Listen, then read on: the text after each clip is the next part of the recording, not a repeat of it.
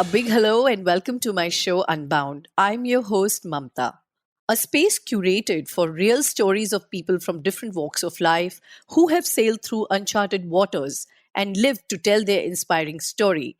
Unbound is a deep dive into their journeys to unravel, unearth, uncover various facets of their lives as they remain unstoppable and continue to do the unthinkable. As they open up about their life with me, I'm sure you will find nuggets of wisdom to live unbound too. So let's unbound together. A veteran with close to 3 decades of experience in the real estate domain. She's a seasoned professional with incisive business acumen. She's a speaker and expert in the global real estate industry.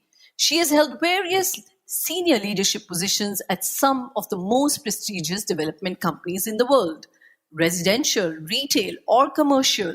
She has held the fort across multiple assets and broken the bias towards women in the real estate sector. And today I have with me Dr. Ananta Raghuvanshi herself. Oh my God, this is quite like a dream come true for me, ma'am. Thank you so much for agreeing to be on the show. And please, I would like to start the journey right from the beginning. Tell us about your childhood. Tell us about the beginning of that little Ananta who had stars and dreams in her eye. And did she always wanted to make it all this big? Hi, Mamta. I'm still the little girl who has stars in her eyes, and I still want to make it big. Yes, my journey started in Agra. That's the city I was born, and my father is an army officer. My mother was a teacher and a dancer. And it was a house full of happiness. They gave us a lot of love, affection, self confidence, encouragement, and always made us feel very special every moment of our life. So, yeah, so childhood was fun. Wow, it does sound like a dream, like a dreamy childhood. So tell me a little more about your parents' role in your journey, and also were you always inspired to be where you are today? Did you always was it like a thought out plan that you wanted to go into real estate and break all these norms and bias? No, Mamta. Real estate was not a thought out plan. I come from a family where we've got mostly doctors and men in uniform. So, like my mother's grandfather was a doctor, her father was an engineer from Delhi College of Engineering. On my father's side, like I said, my dad's from the army. His dad was in the police, UP police. So we are a family of academicians and doctors and people in uniform serving the government, serving the nation. So real estate, I'm probably the first person in real estate. So it was never about real estate, but yes, to basically, you are absolutely right when you say that. From our childhood itself, my father was very instrumental in making sure that I, being a hyper child, was completely channelized, and all my creativity, or whether my inquisitiveness, all of that was taken care of. And I was kept very busy with my studies and with my extracurricular activities, whether it was music or dance or anything that I wanted to do and pursue. So I was always encouraged to do all of that. And from my mother's side, I think she put a lot of values into me always. She was very, very particular about what is right and what is wrong, and how important it is for women to be so I think a lot of the values came from mom, but I think the ambition was fired up by my dad, and it was more about doing what you enjoy. So I really enjoyed my communication course, and in fact, I got a gold medal at the YWCA for my marketing management, advertising, and PR. And that's when I realized that I definitely wanted to do something which involved people and which involved communication. That's what brought me into real estate. But once I was there, then I just fell in love with the industry, with the product, with the environment. And then I was quite clear that that's what I wanted to do. And at that time, I think I was all of 22. So it was a beautiful, beautiful journey. I think the last 30 years have been fantastic, to say the least. Wow, how wonderful. I mean, and it is kind of sketched your whole, childhood and adulthood in front of me.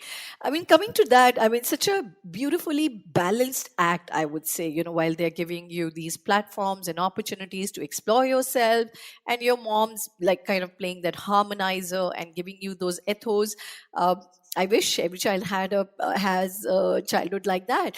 Hopping on to my next question from there, what really makes you unbound? You just said that you were a hyper child. So there must definitely be activities, things, pursuits. The minute you do, you feel liberated, you feel on a different kind of a high in life, or you just feel that, all right, I'm just being myself. So what really gets you in that space? What makes you unbound? So, Mamta, one of the things of my entire journey is that, yes, my job meant a lot to me and it was a major part of my life and my journey. But along with that, I also realized that if I wanted to grow, the pyramid is in a certain shape, and to grow, then you have to keep learning every day.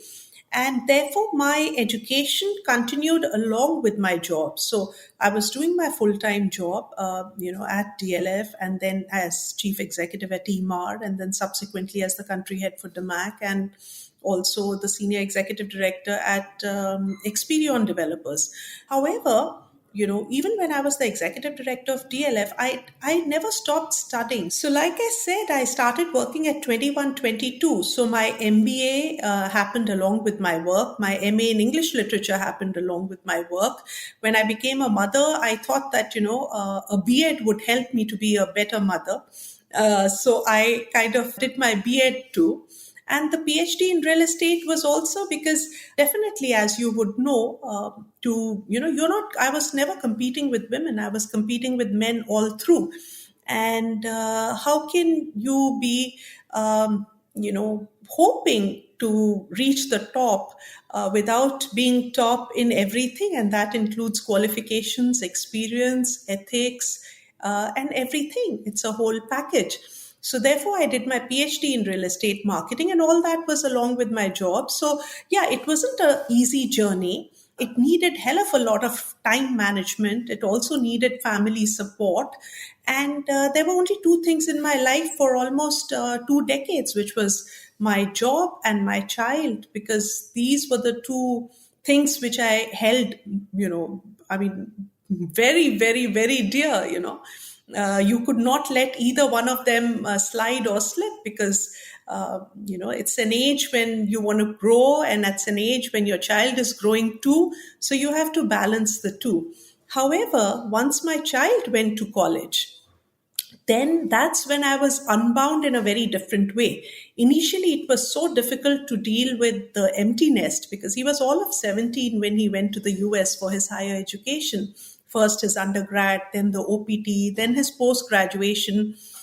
So those years, those 7, 8 years, I was completely unbound, because I went back to all my passions. Whether it was dance, whether it was pageants, whether it was this thing. Like I said, I'm still a little girl with stars in her eyes, so nothing could hold me back. And yeah, and I was happy to do all of that.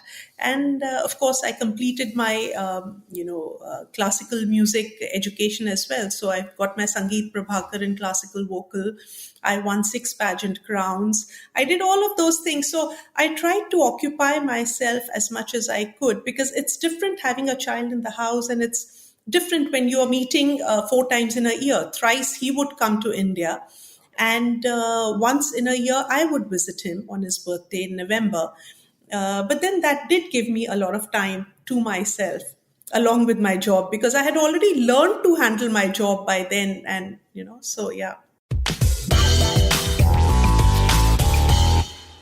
Oh wow. So as I listen to this, there are, many chords that needs a bit of joining. So you are growing in your career, you're growing as a parent, as a mother, and you are constantly learning and then you're constantly also giving yourself creative outlets so you don't run down, so you don't burn out, and then there is a bigger purpose to life. I mean, are you somewhere overburdened, or is this again that hyperactivity that has always led you to do more than one things? Have you felt stretched out? And also that sometimes when you reflect back, do you think then that you've done a fair deal on all the aspects? How are you able to juggle so many balls? I think, Mamta, it's just the way I'm made. I can't sit free for a moment, actually. So I have to keep myself busy. And also, I can get bored very quickly. So therefore, there have to be new things for me to do and learn all the time. So therefore, for me, it's not even a burden. It's excitement. It's enjoyment. This is entertainment for me, actually. So in my workplace, I want to learn more and more, and of course, this industry provides me with that excitement. It's a huge adrenaline rush because all the time things are changing. See, RERA is new, demonetization was new, GST was new. So there isn't a single dull moment. And then it's a very competitive industry. So even though I have worked with the best, which is basically, being the executive director of DLF or with EMAR, and then, like I said, DMAC and Experion, however, there is huge competition in almost every market. And at one point of time in DLF, I was handling 20 plus cities and 68 plus products. So I am used to managing my time very efficiently and effectively. In fact, on flights, waiting at airports, that's when I did most of my writing and reading. So I try to make every moment count, and I am not burdened at all. Mentally, I'm very relaxed. Most of the time because I enjoy what I'm doing. You get tired and burdened only when you look at it as a task. If you enjoy what you're doing, then I don't think you get tired. It just works to recharge your work, and you want to do more work. It's addictive.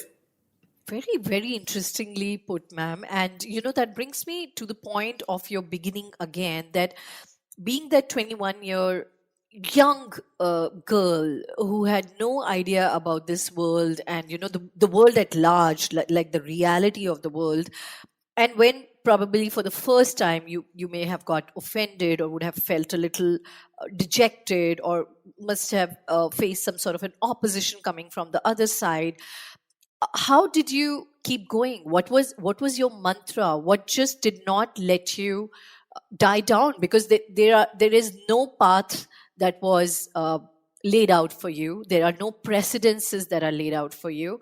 So what kind of kept you going, and what kept you motivated on this journey? So, Mamta, if when you enter your workplace, if there's only one thing that matters to you, which is how good you are at the work that your organization has entrusted upon you, okay? If that is your entire focus area, then all the surrounding noise actually doesn't matter, you know. And in any case, the people with whom you're working, other than a few, they are not your friends. They don't know you. They could also be very concerned, about their own growth, which at some place is getting affected by your presence also. Because if you are a workaholic, and if you are, totally so committed and so sincere, then you are obviously upsetting certain people around who have so far been surviving only on their golf clubs or drinking clubs, because that is how a lot of corporates have been functioning also. So, therefore, a woman coming into a corner office or being in a CXO position is not a very comfortable situation at the workplace for a lot of people to handle. And at the same time, there are so many of them who would support you and go out of their way and respect you for your work and for the way you are. For the others, you will have to prove yourself before you can earn that respect, and which is also fair enough. So it's I would think it is very silly to get hurt by what others think about you, because they don't matter. It's just about you, your organization, and your work. But yes, be courteous to everybody. Help your juniors to achieve their dreams. Respect your seniors for their age and experience. I'm sure you can learn something good from everybody in the organization. No organization keeps jokers around and pays them for if they are not worth anything. So, whatever it is that's good in them, try to learn that from them and respect. Meet them on their strengths, and you will find them supporting you strongly too.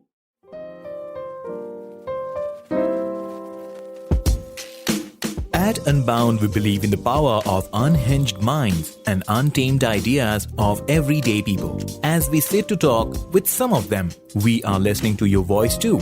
So share your thoughts, ideas, and takeaways from this podcast as a review on Apple Podcasts, or just drop us a message on Instagram at d.mamtaa. And remember to follow and subscribe to this podcast to stay connected with us. And now, back to our UnBound conversation. Wow, that's such a in depth and such a spot on. I should say, like an explanation. So much to learn, ma'am. So quickly, now I'm going to just lighten up the mood a little, and I would want to ask you quick questions on what about movies, travels, interactions, shows, things that influence you in life and maybe even influence your decisions and choices? Mamta, I'm a complete movie addict. I see all the movies that are released. I'm like a first day, first show kind of a person. But my favorites still remain the old classics. I love Gone with the Wind. I can see it any number of times. I love Roman Holiday. I can see it any number of times. If we were to talk about Hindi movies, I think I quite enjoyed Queen and I love Jab We Met. Both are, I think, very close to the heart for most Indian girls because at home you lead a very sheltered upbringing, especially up north, because I think North Indian men are very protective and very possessive about their girls. And then when you go to the real world, you actually see the world for what it is. And yeah, so I'm very fond of movies. Music, of course, I told you, is very close to my heart. I think it's the biggest tool that is available to us humans because the effect that sound waves have on us is cannot be compared to anything else, whether it is the dance music, or it is our mantras, or it is our chants, or all of them are so elevating and so uplifting. And of course, our Bollywood music is also very good. So I'm very fond of music and travel. I think I have been traveling, I think, from the day I was born. Being an army officer's daughter, you'll be surprised to know that in my board year, I changed 3 schools in my 10th and I changed 2 schools in my 12th. So that's the level of traveling I was doing, with my father as a child. And then later on, my jobs were such. So because of my organizations, I would do so much of national and international travel both. So, what has been your coping mechanism or whatever that has worked for you till so far? Have you been able to find something, some way to deal when those kind of emotions engulf you? Have you found yourself some ways probably to distract or probably to channelize in a better way? Yes, Mamta, I think those 2 words are the key words, distraction and channelizing. You can distract yourself by having a set of very close friends who understand what you're going through. And they pull you out of those sad, dark spaces, when you just want to brood and you just don't want to meet anybody and you feel so bad for the loss that you've had because nobody in the world can be that person for you. So a mother is a mother, and that nobody can fill that void. And therefore, and then especially when you lose them young, then it's even tougher. So definitely from a distraction point of view, it's nice to be surrounded by good friends, and I have a lot of very nice circles. I love the friends from my PhD circle. They are all very sensitive, very intellectually driven. I my dance group, the Garba friends that I have, they are all so loving and so affectionate. My music circle is very nice. Some of my friends, even from my pageant circle, are very nice. See, these people have a very different life from what you have. So it's fun being friends with them. And those are all great distractions to have, and it's a good coping mechanism to have. At the same time, I have always found that my work ultimately is the most therapeutic. If you immerse yourself in your work completely, it kind of helps you, because then you are growing in every which way. See, if you're focused on your work, you grow emotionally, financially, socially, even psychologically. And there's nothing better than that. But yes, you have to balance life, and all work and no play makes Jack a dull boy, and also Jill a dull girl. Wow, that's indeed quite an insight. We usually just think that, okay, friendship is just for companionship, and perhaps so because, we've still got to hit that age when these things will really dawn on us. But friendships and people can go a long way in just dealing with the losses and, things that you have left behind, and yet continuing on that path, and also trusting life with more people, with new people, and new friendships, etc. And it's so interesting, ma'am, indeed, that you made these little sort of outreach groups where you obviously have invested yourself and got a creative pursuit for yourself, but also got these bonds for life. So really, really amazing. I'm going to quickly now jump to my next question, that what has been this one big learning that COVID has been for you? Mamta, I think the learning for me has been identical to what it has been for everybody else. That sometimes you don't even get time to say bye bye. There are so many people whom I had known for years and years and years. And when I would call them, I said, I'm so sorry to know that you're COVID positive. And they said, Hum theek hai, bas weakness hai. And 2 days later, they were gone. And that kind of was a big jolt, that there is no guarantee of how much time you have come with. So just make every moment count, and consciously make an effort not to hurt anybody, because in the end it doesn't matter. So, if that be the case, I have consciously been making an effort that doesn't matter what the other person is throwing at you. I won't say in a Gandhian way, कि आप अपना दूसरा गाल आगे कर दो. No, that's not me. Because I think self respect is more important than everything else. But at the same time, if there is something coming your way which you have the inner strength to ignore, it is better to be ignored. That makes you a better, bigger, happier person, rather than confronting, and rather than, okay, I'm not going to let this go.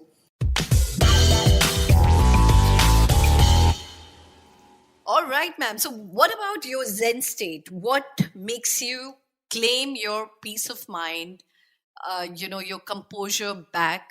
Maybe I'm sure there must be days when things are completely falling apart, things are in doldrums, you don't have any control, and life's just happening to you. So, what do you do in those moments? Is there any activity, a routine, a ritual that you follow which kind of brings that peace, calm, and composure back in your life? So, Mamta, very interesting.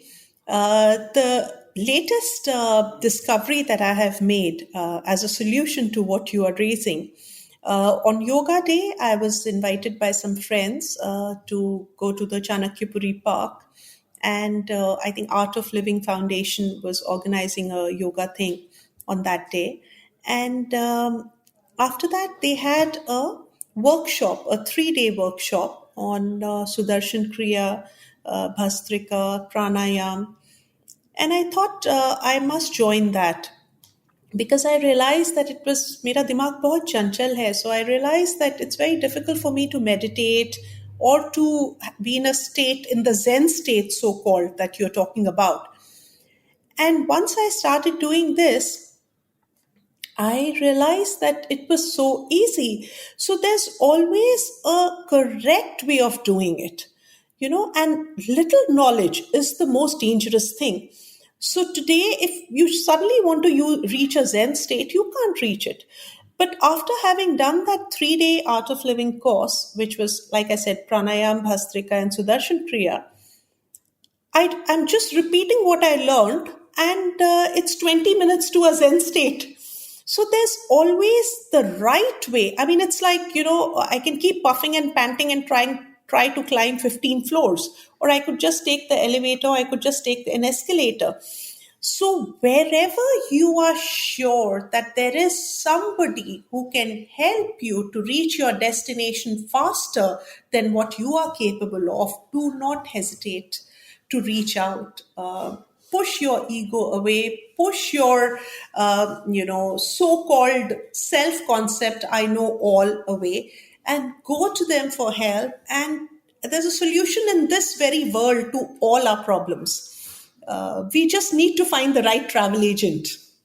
So, ma'am, tell us a little about your current role and profile, and how are you really looking to create an impact, create gender equality, equal opportunities for women? Mamta, I'm currently the founder president elect for Naredco Mahi under the aegis of the Ministry of Housing and Urban Affairs. This is the women's wing of Naredco. There are 3 activities that we are focused on. I'm the mission director for Nirmal Jal Prayas, which is about water conservation. We are also focusing on improving the lives of the pink collar workers and, of course, skilling across the construction industry. These areas are all very close to my heart, and there's a very focused and dedicated Mahi team. A hell of a lot of volunteers have joined us, and they're all women, of course, star women from real estate. And we are doing our best to work passionately towards making a difference and, of course, doing our bit and giving back to the society and the industry in whichever way possible. Wow, wishing you great luck on that endeavor, ma'am. And I think we so much need more such leaders, thinkers, and visionaries like you. As we are nearly at the tail end of the show, I'm excited to do this with you, Dr. Ananta. This is called a fireside chat. This is a volley of some quick questions, and you're just supposed to answer it in one word. So, are you ready? Absolutely, Mamta. Question number 1. So, one thing that you would like to change about our education system? Experiential.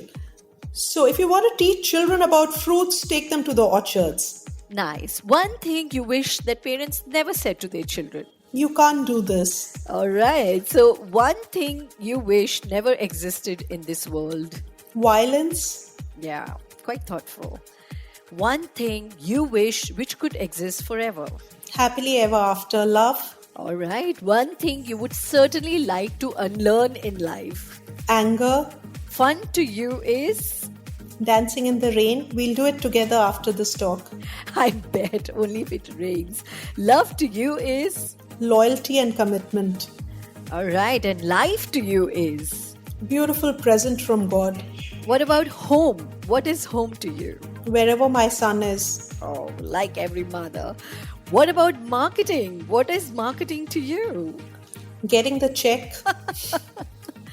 And real estate to you is? Passion. Oh, wow. That was truly being unbound, ma'am. And we are totally inspired and in awe. With that, we come to the end of this show. It's been an absolute pleasure to have you and uncover such interesting facets of your life, your journey. I really wish that you keep broadening the horizons, exploring the places on this earth which we can one day call home. And for house, maybe made of bricks and beams, but my earnest wish for you is to keep creating dreams where love resides, memories are created, and laughters never end. Thanks for sharing your journey with us, ma'am. Thank you so much, Mamta, for having me on UnBound. You've truly broken my boundaries and given me an insight even into my own self. Thank you so very much, and I wish you all the very best. God bless. Thank you so much for listening to today's episode. I would love to know from you what idea or insight you unboxed from today's conversation. Just drop me a message over LinkedIn or in my inbox, and remember to follow this podcast so that when the next episode drops, you can join me for yet another one too. Keep coming and keep unbounding. Till then, this is your host Mamtaa signing off.